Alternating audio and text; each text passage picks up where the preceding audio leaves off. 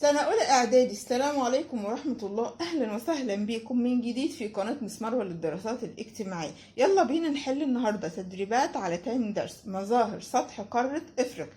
نبدأ بالتدريب الأول. أول سؤال، اكتب اسم الهضبة اللي بتدل عليها كل عبارة. كل عبارة بتدل على هضبة، مطلوب مني اكتب اسم الهضبة دي. تنحدر تدريجيا نحو الشمال. انحدارها تدريجي يعني واحدة واحدة ناحية الشمال عشان في الاخر تتقابل مع سواحل البحر المتوسط، هضبة شمال افريقيا. نيجي لرقم 2. تعد اعلى هضاب قارة افريقيا هضبة الحبشة. طيب ليه هي بتعد او بتعتبر اعلى هضاب القارة؟ عشان هي مرتفعة، ارتفاعها شديد او كبير.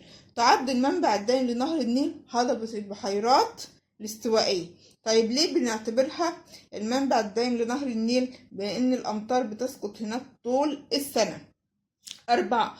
تقع جنوب قارة إفريقيا. الهضبة دي بتنحدر بشدة، بتميل قوي ناحية السواحل الشرقية، اسمها الهضبة الجنوبية. نيجي للسؤال التاني، صوب ما تحته خط. هنشيل الكلمة اللي تحتها خط لأنها كلمة غلط وهنحط مكانها الكلمة الصح.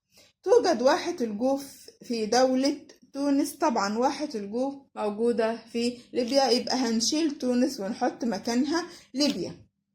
تسقط الأمطار على هضبة الحبشة طول العام. طبعا الأمطار عند هضبة الحبشة أمطار موسمية بتسقط في فصل الصيف، يبقى هنشيل طول العام ونحط فصل الصيف.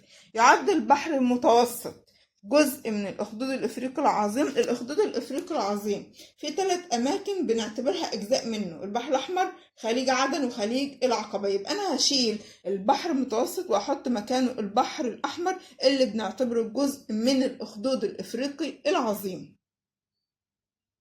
السؤال الثالث، ما النتائج المترتبة عليه؟ ودي من الأسئلة المهمة اللي محتاجة تركيز ومراجعة للدروس وحل تدريبات بشكل مكثف. يا ترى النتائج اللي ترتبط على الطفوح البركانية في هضبة الحبشة. الطفوح البركانية دي عملت عملت خصوبة في التربة، وده أدى لقيام حرفة الزراعة ونشأة الحضارات القديمة في إثيوبيا. يبقى لما نلاقي السؤال اللي زي ده نحتاج أول حاجة نركز ونقرأ السؤال مرة واتنين، بعد كده هنبدأ نجاوب. هو بيقول لي النتائج اللي ترتبط على الطفوح البركانية اللي موجودة في هضبة الحبشة. الطفوح دي عملت خصوبة في التربة، ولما بقى عندي خصوبة في التربة ده عمل أدى لقيام حرفة الزراعة، وعمل نشأة الحضارات القديمة في إثيوبيا. يبقى خصوبة التربة أدت لقيام حرفة الزراعة ونشأة الحضارات القديمة في إثيوبيا. وصلنا للتدريب الثاني على نفس الدرس. معايا أول سؤال، اختار الإجابة الصحيحة من بين القوسين. من الجبال الالتوائية في جنوب قارة إفريقيا. الجبال الالتوائية اللي موجودة في قارة إفريقيا عندي جبال أطلس وجبال الكاب. طيب هو طالب الجبال الالتوائية اللي موجودة في جنوب القارة، تبقى على طول جبال الكاب، لأن جبال أطلس موجودة فين؟ على طول الساحل الشمالي الغربي لقارة إفريقيا، مكانها شمال غرب قارة إفريقيا، لكن جبال الكاب مكانها في جنوب قارة إفريقيا. تقع هضبة الشطوط في دولة المغرب، السودان، الجزائر، تونس. هضبة الشطوط موجودة فين؟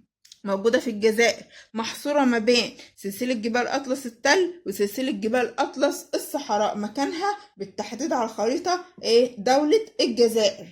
أعلى قمة بسلاسل جبال أطلس، يا ترى العوينات ولا جبل شايب البنات ولا جبل كينيا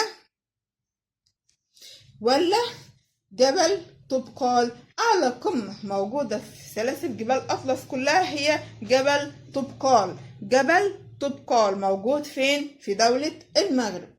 اللي بعد كده بيقول لي تمتد جبال البحر الأحمر في مصر والسودان مصر والسودان وإريتريا. هما 3 دول موجودة فيها جبال البحر الأحمر. طب مين عارف جبال البحر الأحمر دي جبال انكسارية ولا التوائية ولا بركانية؟ اللي عارف يعمل لايك للفيديو ويشترك في القناة ويكتب لي تحت في التعليقات يا ترى جبال البحر الأحمر نوعها التوائية انكسارية ولا جبال بركانية. اكتب صواب أمام العبارة الصحيحة وخطأ أمام العبارة غير الصحيحة مع التصويب. العبارة الخطأ أصوبها، يعني أصححها، يعني أكتب مكانها العبارة الصح.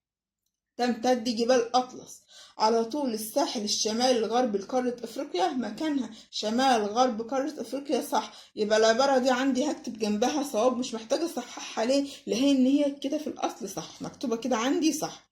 يوجد جبل شايب البنات في دولة السودان. لسه قايلين دلوقتي إن إيه؟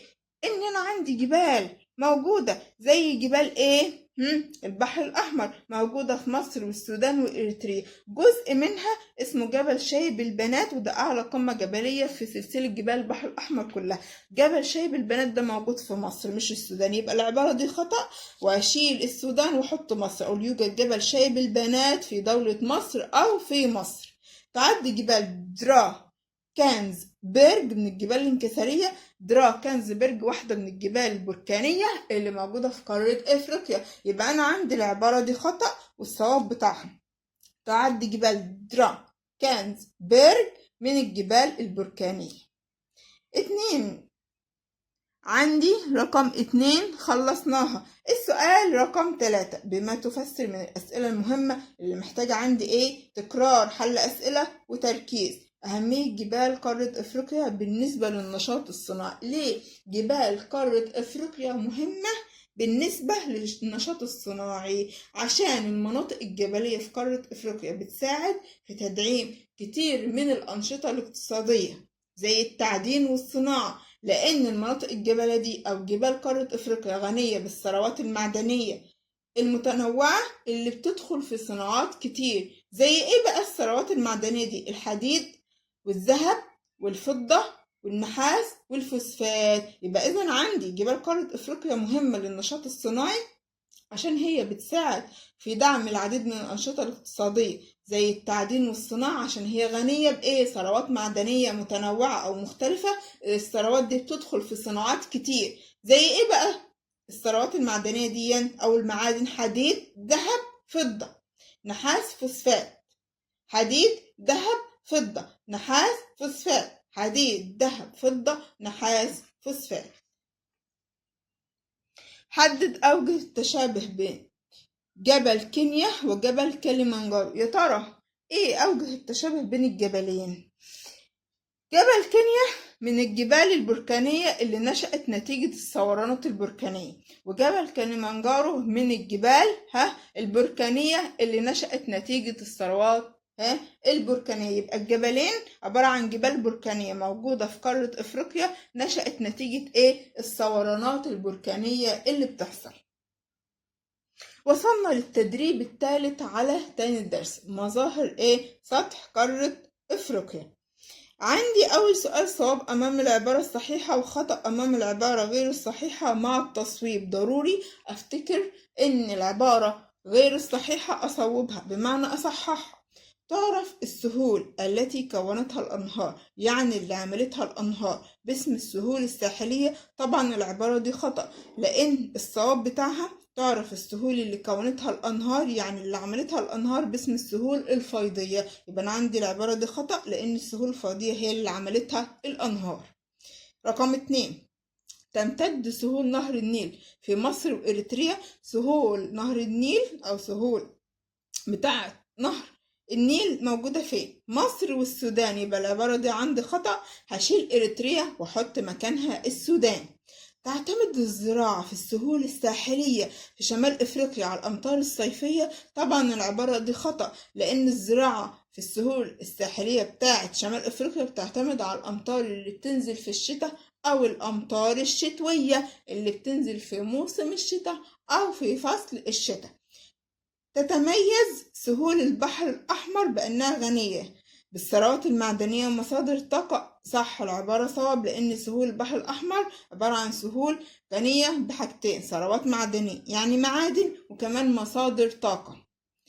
تختلف سهول المحيط الهندي من مكان لآخر من حيث الاتساع، متسعة في أماكن وضيقة في أماكن تانية. صح، السهول ديت بتختلف في الاتساع، بمعنى في سهول متسعة أو واسعة وفي سهول ضيقة أو بتتميز بالضيق. نيجي بعد كده لسؤال بما تفسر، يعني فسر أو اديني السبب تتميز السهول الساحلية في بلاد المغرب بالضيق. ليه السهول الساحلية بتاعت بلاد المغرب ضيقة؟ لأن جبال أطلس قريبة من الساحل بسبب اقتراب جبال أطلس من الساحل. الاقتراب بتاع جبال أطلس ده خلى السهول الساحلية في بلاد المغرب ضيقة، ماهيش واسعة.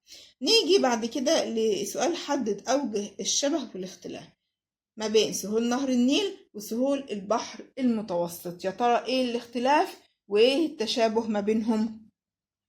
سهول نهر النيل وسهول البحر المتوسط. نيجي أول حاجة لأوجه الشبه. أوجه الشبه ما بين السهول دي إنها سهول صالحة للزراعة، يعني سهول نهر النيل صالحة للزراعة وسهول البحر المتوسط صالحة للزراعة، الأراضي بتاعتها خصبة بتصلح للزراعة. طيب الاختلاف بين الاتنين، سهول نهر النيل سهول فيضية موجودة فين؟ في شرق القارة، بالتحديد في مصر والسودان. طيب سهول البحر المتوسط سهول ساحلية موجودة في شمال قارة إفريقيا. ده الاختلاف. السهلين متشابهين في إنهم سهول صالحة للزراعة، واختلافهم اختلاف سهول نهر النيل عن السهول بتاعة البحر المتوسط إن سهول نهر النيل فيضية، سهول البحر المتوسط ساحلية. مكان سهول نهر النيل شرق القارة مصر والسودان. طيب والسهول بتاعة البحر المتوسط موجودة فين؟ في شمال قارة إفريقيا، وهي عبارة عن سهول ساحلية.